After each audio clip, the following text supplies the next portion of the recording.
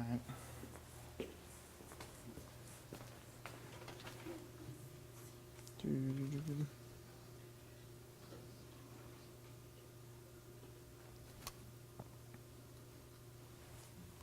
Is the light good? Everything good? All right. Well, I'm David. Nice to meet you all. David Cupperman. I'm a senior, and my presentation is going to be a little about motivation. So I hope you guys like it.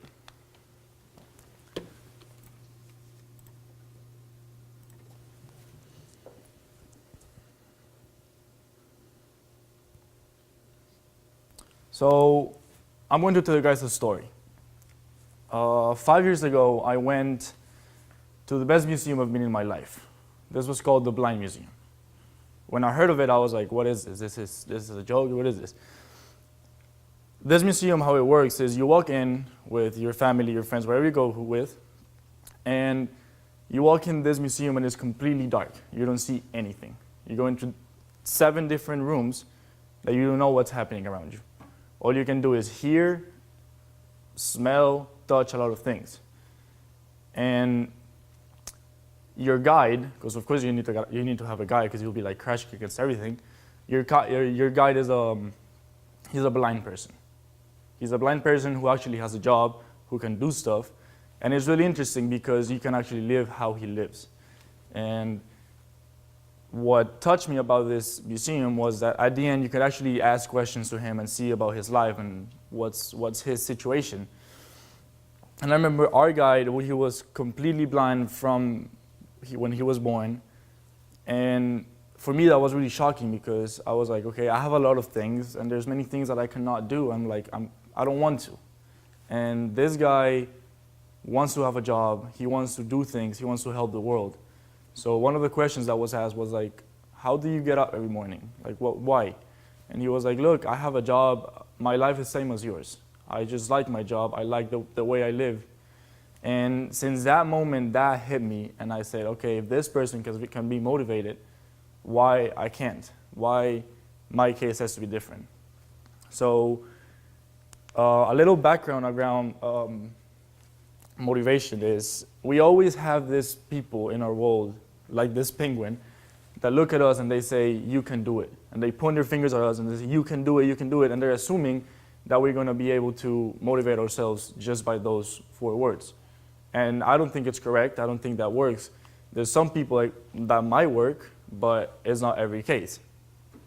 So just to understand what this penguin was saying, you're going to understand what motivation is. So the definition of motivation, as you can see here, is your general desire or willingness to do something. So that's pretty big, pretty broad. I like to look at motivation from a emotional intelligence standpoint. Emotional intelligence was something created by a guy called Daniel Goleman, and he defines it as the ability to identify and manage your own emotions and the emotions of others.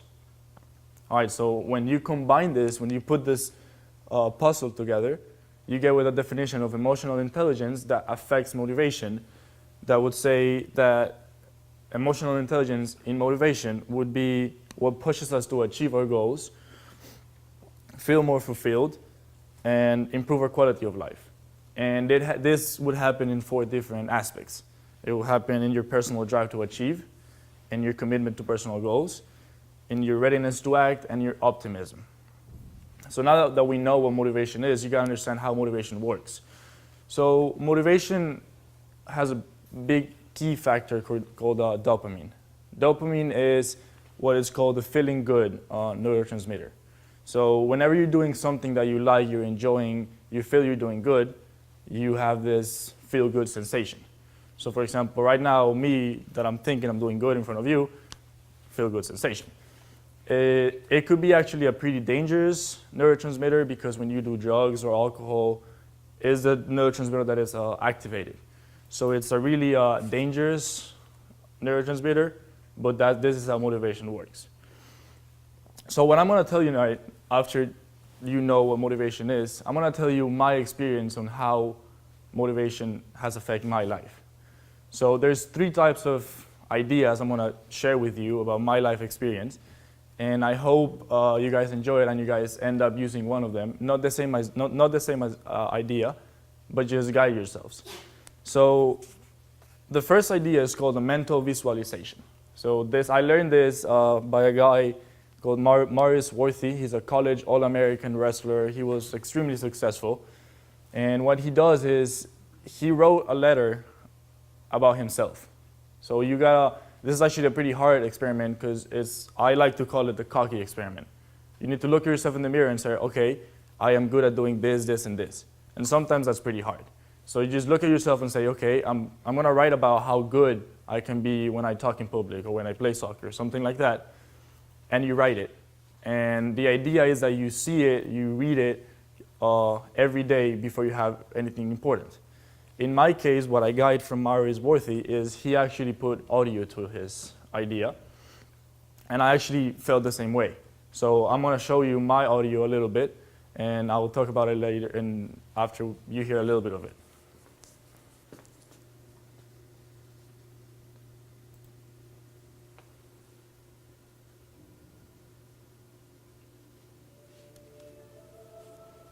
It all starts when I open my eyes every morning. I see myself as more than just a competitor. I am a winner. I am a champion. I remember that I've been playing soccer since I was 3 years old and developed skills and techniques like only the best players do. It's been a long trip since I started, and I have never said that I wanted to stop. Every day, I want to become bigger, faster, stronger, and better. And so, I picture myself. It all comes down to one thing. I want to develop a strong mind with huge determination. If I can imagine it, it will become a reality. So that's just like a little example of how my example works. It can vary a lot. For example, my example is a lot like Titanic. I'm like that.